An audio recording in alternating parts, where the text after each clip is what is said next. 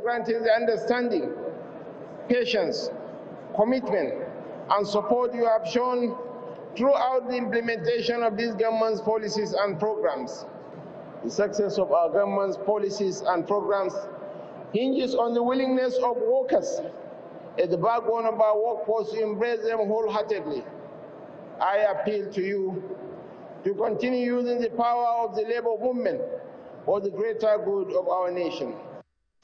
Yes, indeed, that is the Vice President speaking about the minimum wage matter. But here in the studios, we've got His Excellency Simon Achuba, former Deputy Governor of Kogi State. Good morning. Thank you for coming on today. Good morning, John Berlin.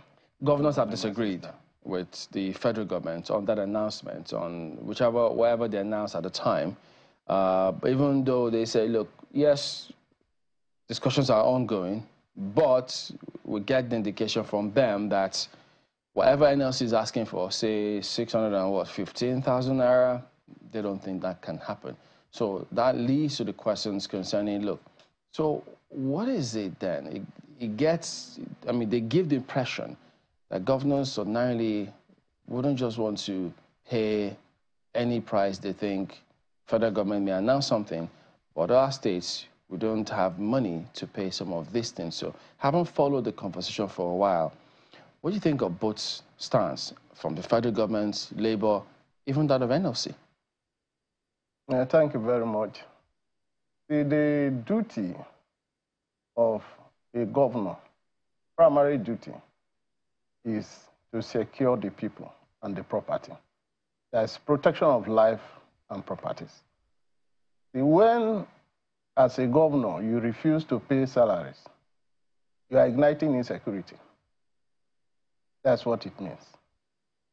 But if the governors are saying they cannot pay, let them show us what their wage bill are, and let the country look at them vis-a-vis their income. That is the allocation from FAC and as well their internally generated revenue. From what I know, by the removal of subsidy now was diverted to the states, to the federal government and the state. Allocation has gone up.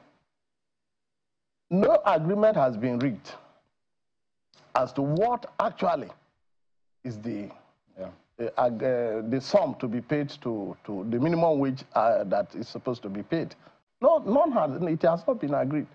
And to come out without an agreement that we cannot pay, the negotiation is not between them. It's not before them. It is before the Labour and the federal government. Federal government will bring in the governors. There's no doubt about that before the finalization of what the minimum wage is going to be. So you don't think it's justified for them to say that if government agrees something, if we can't pay, we can't pay? They can't say that. They can't say that. Once it's agreed by Labour, if you cannot pay in your state, you downsize. You downsize and pay what is required. So take, for instance, now, since the removal of subsidy, fuel is 700 naira now a litre. In some areas. In some areas. And in some backward parts of Nigeria, it's 1,000 naira. So it sells, you know, in different places, there are different prices. And now, since then, no salary increase has taken place. Fuel that used to be 100 plus or 200 plus, 300 plus, moved to 700. No salary increase. Not only that, you floated the naira, the exchange rate. All these things are compacted, to put together to impact on the common man. And the nation has been bearing it and bearing it. If you are going to remove the subsidy, you should have thought of the increase in salary along with it. If you are going to float the naira, you should know the consequences. So could you tell us, I mean, some of these things are not auguring well for the well-being of the common man. How do the governors, how do they determine their own salary? Do they all earn the same across board? I mean, the governors themselves? Yeah. No, it's determined by the Revenue Mobilization and Fiscal Commission. Yeah, but do they all earn the same, all states? Yes, all states. In spite of the revenue? Of what salary is, yes, that's what they are paid. So why did they not say, oh, we cannot pay what Revenue Mobilization and Fiscal Commission asks us to take? Why are they not saying so? They are taking their salaries. It was determined by Revenue Mobilization and Fiscal Commission. Both, all political office holders, not the governors alone. The governor, the deputy, the commissioners, the special advisors, senior special assistants, all have the chairman of boards and all that, have their entitlement decided by Revenue Mobilization and Fiscal Commission. But if there is an increase today, will the governors say that they will not pay themselves? Well, how do you think it's because, I mean, some of them too have argued that 615,000 naira, that's going to be a lot. Even several private sector institutions can't pay that as minimum wage. So would that be a realistic thing to ask on the part of Labour? Well, it may not be realistic. It's a proposal. It is a proposal. It's not static. It's a, oh, for what you have done, you remove subsidy, fuel was this, and you moved it to this level.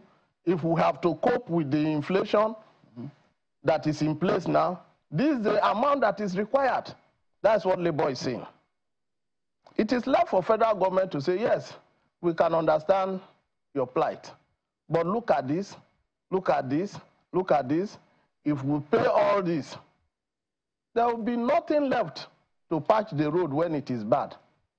There will be nothing left to maintain the hospitals. There will be nothing left to do some other things, to support agri, to give loan to the farmers. Look at it. This is from this is our earning. This is what we can give.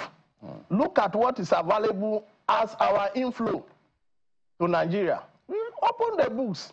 Let us be transparent to ourselves and let the Labour themselves know that this is the inflow. By so doing, I think it will be very easy to arrive at what the decision of what the minimum wage should be. I mean, you were former deputy governor, yes, in Kogi State. Yes. Talk to us a bit about, how it is governing states and paying of salaries in the states. The governors are straightforward at that meeting. We can't afford this. What are you going to do? We can't afford it. I can't afford it. As a governor, he's saying, I cannot afford this. Let's use your experience as deputy governor. In times like this, what do you think should be done by the state governors to be able to meet up with these expectations that Labour, they may not be able to meet up with that figure, 615, but what should governors be doing right now, in your view? Okay, thank you very much.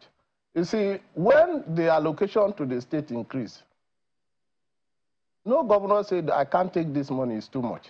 Did anyone? No one. So, if the same thing is being done, they should have an understanding. I'm not saying that the 615 proposed by Labour should be taken without negotiation. No. But they should be humane enough and have sympathy on the working force of this country, what they are going through. A man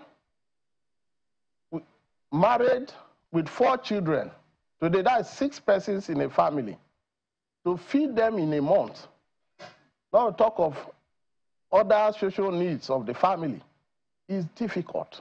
Most families today cannot have 2 square meal, not 3 square anymore, 2 square meal.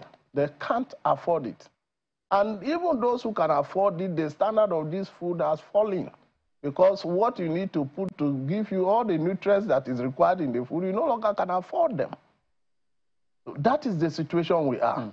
And so we must, have sympathy to the workforce of this country, come to the levels of the NLC, and negotiate it to the level that there will be comfort on the part of the workers. What So now, yeah. now, sir, now coming to the state governors, what they can do to be able to carry on with the payment of salaries. You see, this idea of electing people who have no idea about governance, we must stop it. We must stop it. If you want to be a governor of a state, you should understudy that state first. Know the strength of that state in terms of mineral resources that can be harnessed to ginger inflows of money, and not be a governor waiting for increase in allocation and then, do nothing but wait for fact every month. That era is gone. It's gone. So we isn't must, that aspect under the purview of the federal government, the resources under the earth, mineral resources, the same way you have oil and gas? Of course, yes, it's under the federal, but does that stop a state from doing business? The state is free to register a company, like you and myself, like every other individual, and do business with these registered companies. There's nothing stopping the state from doing business. And that is why in most states, sir, the PPP is under the deputy governor. And most times it is mismanaged. Did you mismanage when you were deputy governor? No. Every proposal that I made, they are still there. But they were not taken. What did you suggest, for instance? Okay. For instance, we have oil in Kogi. We have oil. I wrote to the governor and told him that let us do business. Let us apply for oil well. If we get the oil well, we seek partnership, the financiers. When they come in, we will no longer go for FAC or wait for FAC to do anything in Kogi State. But these things are often given to individuals. And most times, if you give it to some of these people, some of these states, they don't use it wisely. They turn it as if it is their private affair. But if the governor then had taken this suggestion, gone to the president, Your Excellency, look, we no longer can afford to run our state. This well is in our state. We need it. We want to use it. So there's nothing stopping federal government from giving an allocation to the state if a state is ready to drill. Why was your proposal rejected? Do they want to do anything that has no immediate financial benefit? What reason were you given for the rejection? There was no reason. But what I know is that for whatever will not give them immediate financial benefit, they will not do it. But if you do that, Mr. B comes, goes to another aspect of investment, do it. Mr. C comes, goes to another aspect of investment, do it. That state is completely built up. Are you suggesting that unfortunately, most of those businesses that they probably sign or investment that come into the state, they have to benefit from it? Who has to benefit? The governors, because you say if it doesn't have any financial benefit to them, they will not do it. Of course, some of them, yes. Not all the governors. Some governors are very serious and business-minded. Some governors are very serious and business-minded. Sometimes, even those working with you can thwart your effort if you are not careful because of the level of corruption that we find ourselves in Nigeria. So what would you say is like the biggest challenge that we have? Because you've spoken about the importance of being financially transparent. Time and again, we heard you say that here. So what is the greatest challenge? Because you have the State Assembly. You have to have several checks and balances. So if they are there, why do we still have these kind of issues? You see, one thing that I discovered that is the problem is the financial burden that our electoral processes requires. You discover that most efficient, clean, honest Nigerians hardly can be elected as governors because they are individuals who will not cut corners, There are individuals who will tell you what they want to do frankly and how they want to do it. And the hawks around who are living on state resources will say, no, this is not the kind of person we can work with. When this one comes, we will not see anything to eat. They work against you to make sure that you do not succeed. So they go to who they know will cooperate with them to ensure that they continue to live the way they are living. If every governor and every one in leadership position in Nigeria stop the leakages and manage the finances of your state or your organization properly, we won't be where we are. Why can't the state assemblies stand up and be counted? Why don't they do as much? Oh, okay. It's because the powers of the governor over the state assembly is overwhelming. I want to, in my state, for instance, during the 1999 section, 2003 to 2007, I was a member of the State Assembly and as Deputy Speaker. We had good time. When a governor proposes a thing that is not in line with the interests of the people, we reject it. But shortly then after, especially in the last administration, if a State Assembly member dare speak against any bill brought by the governor to the floor of the House, he will be barred from coming for sitting. Who will bar him? The Speaker? The talks of the governor. I mean, these things were happening while you were deputy governor. Let's be clear, because you were deputy governor in 2019. Some of it happened while I was there. Okay. Yes, and I called the Speaker. I said, look, this thing you are doing, you are bringing down the State Assembly. You are favoring no one. You are destroying yourself. Yeah, but of course, you will go and tell the governor. But I didn't agree with it. And everybody in Kogi knows that I don't agree with things like that. So how did that affect your relationship with your principal? Of course, that's why all those troubles are made. That's why it's made.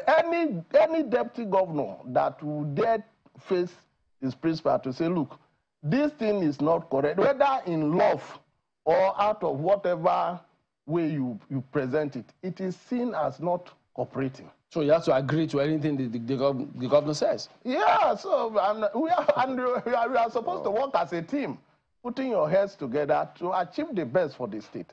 But most states do not do it that way. Ayo. There's a response you gave to a question Chamberlain asked you earlier when you said that all state governors are paid the same thing as determined by the Revenue Mobilization, Allocation and Fiscal Committee. I just want to find out, do they also get the same amount of security votes? No, they can't have the same amount of security votes. Security votes usually is determined by the governors of the state. Maybe some of them who knows what the law is, the right to the assembly, and the assembly will pass it as a bill, and then it is returned to them, and then it becomes the security vote of the governor. That's what is obtainable. How much on the average does a governor get for a security vote? Because that's one of the things that Labour is also wondering. How can you be getting so much and you're giving us such peanuts? How much does a governor get us for security votes? Well, the security vote of a state is dependent on the governor, as I said. But on the average, I'm sure that no state is paying less than 300 million per month on security votes. The security vote, probably as I know in Kogi, is not for the governor alone. The security vote is for the governor. In some cases, the deputies have security votes, the commissioner of police, the director SSS, the other paramilitary agencies that are in the state, and other areas that there's need for security. Security vote goes to them. But all that is determined by the governor of the state. So essentially, you are saying that this 300 million, average 300 million, could be more or less depending on the states. And that it is also at the prerogative of the governor. He can decide that the deputy governor will get or the deputy governor doesn't get in the event that they are having issues. And when it doesn't go to anyone else, it all stays with the governor. That's what you're saying. Of course, he may decide not to give anybody. He may decide not to give anybody. It depends on the governor in question. He may decide not to give anybody. He may skip some months without giving anybody any money. Well, it goes back to the issue at hand, which is that of minimum wage and all of that.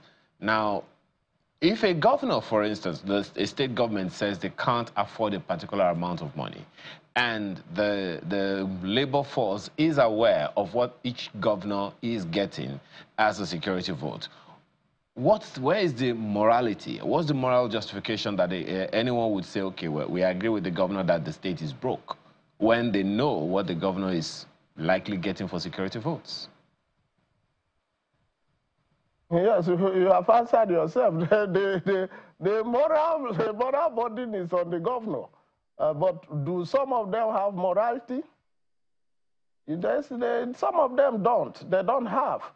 Of course, if you say you cannot pay a particular sum as may be agreed in the future, you should open your accounts to the NLC in your state. Yes, this is my income now. This is my IGR. These are the other sources of revenue for the state. Other investment, this is what they turn in for the state. This is the wage bill. This is what I'm being asked to pay. If I pay this is what is left. So what do you think we should do? So in the days of late Prince Abubakar Audu, as a member of the State Assembly, that's what we did. When we needed, the workers needed an increase in pay, we asked him to bring out all the resources of the state. And he did, and I was the chairman of Public Accounts Committee. He brought them out, and we looked at it, and we mediated, and we came to an agreement, and there was peace. But how many people are doing that? Can anybody in the State Assembly in Nigeria come before a governor today and tell a governor, look, bring out your let us see all that you are receiving? Nobody can say that. They hardly can do it. Okay. Now, the State Assembly has become an extension of government houses in Nigeria.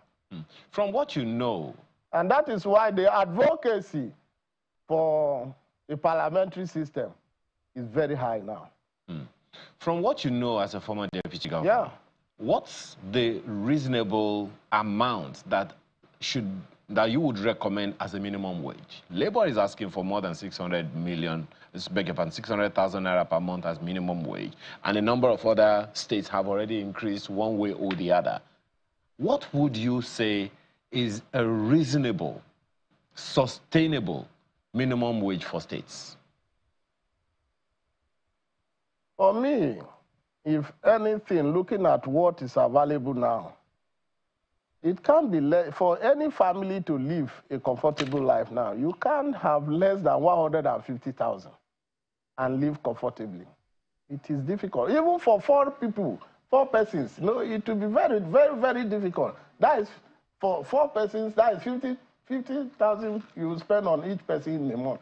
50,000 no longer can feed an individual for a month. That 150,000 that I just mentioned, is it for Kogi State or for Abuja?